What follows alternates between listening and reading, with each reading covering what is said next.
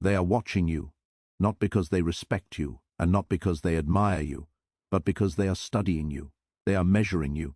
They are calculating how you think, how you react, and where you hesitate. Manipulators do not search for strength. They hunt for softness. They look for emotional openings, unhealed wounds, insecurity, and the need for approval. The moment they sense uncertainty in your voice or guilt in your eyes, they move. This world is not built on fair fights. It is filled with silent psychological warfare hidden behind smiles, compliments, polite words, and fake concern. You are taught to be kind, honest, and open. But manipulators turn kindness into a weapon, twist honesty into leverage, and dig through your openness like scavengers searching for weakness. If you keep trying to be the good person in a world full of predators, you will keep getting consumed. Niccolo Machiavelli once warned that anyone who tries to live only by virtue will be destroyed by those who do not. The meaning is simple. Survival requires understanding the game. Dominance requires mastering it. This is not a lecture meant to comfort you. This is a survival manual, a cold blueprint for psychological defense and control, a strategy built on awareness, precision, and clarity without mercy. You're about to learn how to identify manipulators quickly, how to reverse their tactics, and how to move through chaos without revealing anything. From this moment on, you do not react. You analyze. You do not explain yourself. You observe. You do not prove your worth. Power never asks for permission. Power never begs. Manipulators fear one thing more than confrontation. They fear exposure. They fear seeing themselves clearly. They rely on remaining unseen while watching you closely. They believe they are smarter, calmer, and always in control. The instant you reflect their behavior back to them, their illusion collapses. This is the mirror defense. It is not emotional. It is calculated. You stop reacting and start reflecting. When they speak vaguely, you answer with silence. When they press for answers, you calmly return the same question to them. When they pretend to be kind to pull you closer, you match their tone without adding warmth or depth. You give them nothing new to work with. You make them face themselves. Manipulation depends on imbalance. They act and you respond. When you mirror instead of engage, that imbalance disappears. The manipulator becomes unsure. They lose control. They are no longer leading. They are watching their own behavior reflected back at them. In real life, this looks like calm eye contact when someone tries to provoke you. It sounds like a quiet, "That is interesting, why do you ask?" It feels like repeating their words back with emotional distance. You are not fighting. You are revealing their mask. Most people cannot tolerate seeing themselves clearly for long. The harder they push, the more clearly they see themselves through you. If you are finished being predictable, you already understand the power of this. A manipulator's greatest weapon is not their words, it is your reaction. They test you with small insults disguised as jokes, passive-aggressive compliments, or praise mixed with disrespect. The moment you defend yourself, explain, or show emotion, you step into the trap they built. You begin playing by their rules. The fastest way to end this game is to remove emotion entirely, become emotionally unreadable, cold, still, neutral. When you stop reacting, they lose direction. A manipulator cannot function without feedback. Silence becomes a mirror they cannot escape. Your calm becomes a fog they cannot navigate. When someone provokes you, offer nothing. No anger, no smile, no confusion, just presence and stillness. If they make a joke at your expense, do not laugh, do not correct them. Let the silence stretch, let the discomfort grow. This is not about suppressing emotion. It is about controlling where emotion is visible. In private, you can feel everything. In public, especially around manipulators, you reveal nothing. Emotion is information, and information is power. You do not hand power to your enemy. Manipulators rush you because urgency shuts down thinking. They push for immediate answers, quick decisions, fast reactions. Speed creates mistakes. Delay creates clarity. Strategic delay is one of the most effective psychological defenses. It is the art of not responding when expected. It is the decision to slow time while they sit in uncertainty. Silence is not weakness, it is precision. When you delay, you observe intent, pattern, and desperation. Desperation always exposes itself. Someone sends a message demanding an answer now. You wait. Hours, sometimes a full day. That space breaks their illusion of control. They begin to question themselves, they double message, they soften their tone or lash out. Either response reveals them. Timing has always been a weapon of power. You do not react when others want you to. You move when it benefits you. You are not here to be available. You are here to be effective. Delay restores your authority. It reclaims your frame. It reminds others that access to you is not automatic. In person, the same rule applies. When confronted, pause, breathe, let silence speak first. People will rush to fill the void with their own insecurity. You do not owe instant access to your thoughts. Choosing when to respond is strength. This is how leaders move. This is how power communicates without noise. Manipulators use praise and guilt as hooks. If praise fails, guilt follows. Both are control mechanisms. Praise pulls the ego. Guilt attacks conscience. Responding to either gives them leverage. Reward reversal flips the dynamic completely. Instead of chasing validation, you become the one who withholds it. You remove the emotional reward they seek. When someone flatters you excessively, they are trying to hook you. Most people accept it eagerly. You do not. You acknowledge without emotion or change the subject. This signals confidence and independence. Guilt works the same way. Statements like "after everything I did for you" are designed to force compliance. Do not argue, do not explain. A calm no is enough. Explaining guilt makes you appear guilty. Manipulators crave validation. When you control it, they unravel. You decide when approval exists and when it disappears. In a group setting, when a manipulative person seeks attention or credit, ignore the bait, redirect praise elsewhere. You deny them the reaction they expected and shift the power without confrontation. This is dominance without noise. You stop reacting to their script and begin writing your own. Approval is currency. Those who control it control the room. Clarity makes you predictable. Predictability makes you easy to control. Ambiguity protects you.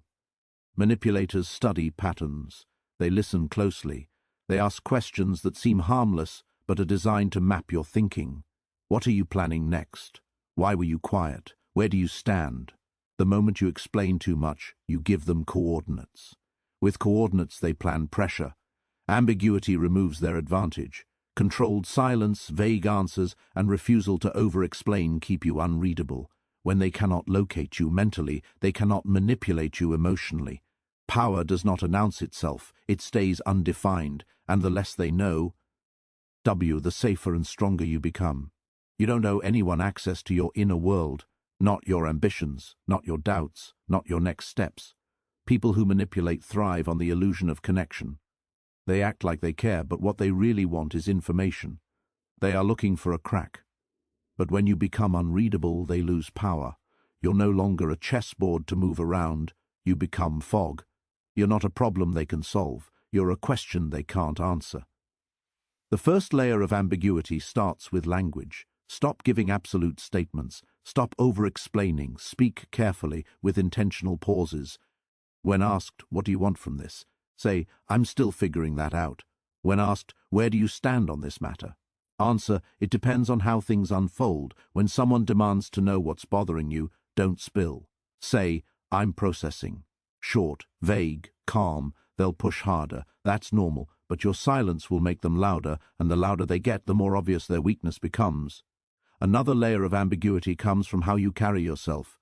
Watch your gestures. Don't oversmile. Don't nod too much. Don't lean in too far. When you show too much approval or interest with body language, manipulators see it as leverage. Instead, give stillness. Give pauses. Let them wonder if they impressed you, irritated you, or confused you. You are the mystery now, not the prey. Here's the strategic twist. Ambiguity is not weakness. I tease power. Machiavelli advised rulers to be both lion and fox, strong in action, subtle in strategy. What you do is force, what you hide is cunning. When you are ambiguous, you are not uncertain, you are untouchable. You plant doubt in their mind while staying fully in control of yours. You frustrate their attempts to predict you or pin you down. Think about the dynamics this creates in conversation. The less you say, the more they reveal. People hate psychological silence. They rush to fill it, showing what they fear, what they desire, and how far they'll go, all while you quietly observe. In relationships, keeping parts of your life private gives you leverage. One moment you're warm, the next unreadable. That contrast hooks people, keeps them guessing, and makes them cautious because no one wants to lose what they can't fully understand. Mystery creates value. In professional settings, ambiguity is equally powerful. The person who speaks last in a negotiation has the advantage. The one who does not reveal their intentions forces others to guess, and guessing creates hesitation. In leadership, this becomes control. You are not unpredictable, you are deliberate. You are not cold, you are calculating. You are not distant, you are disciplined in presence. Ambiguity gives you space. In that space you see everything, you gather information. You watch others reveal themselves before you ever move. You become a shadow, present but never obvious. So the next time someone demands clarity, pause. When you feel the urge to explain, resist. The more they want to understand, the more you hold back, not out of fear, but out of control. Because in a world of loud performers and fake transparency, nothing is more powerful than someone no one can figure out.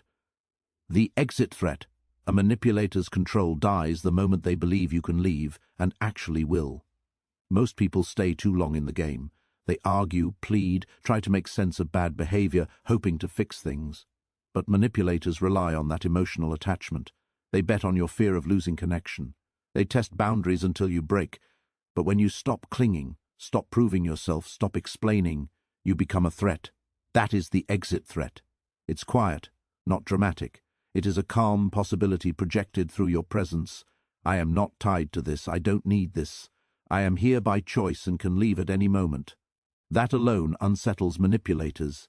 They don't work from true power. They work from control through dependence. They trap you emotionally, socially, financially, and the thought of losing you terrifies them.